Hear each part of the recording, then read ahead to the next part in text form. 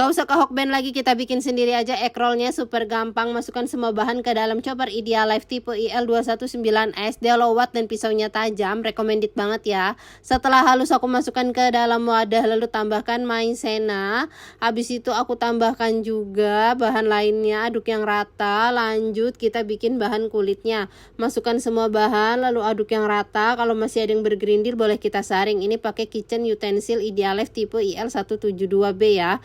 Lanjut kita masak, dituang rata kayak begini pakai api sedang.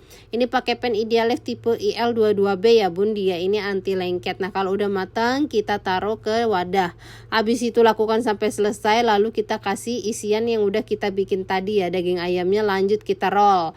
Nah roll lakukan sampai selesai, lalu kita panaskan kukusan. Kita kukus kurang lebih 25-30 menit sampai dia matang.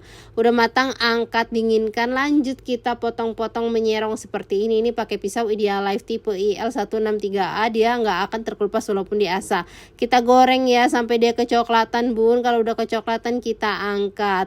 Jadi deh egg roll ala Hokbennya ini premium ya, bikin sendiri makannya lebih puas. All cookware di video aku beli di Idealife, yuk bikin juga.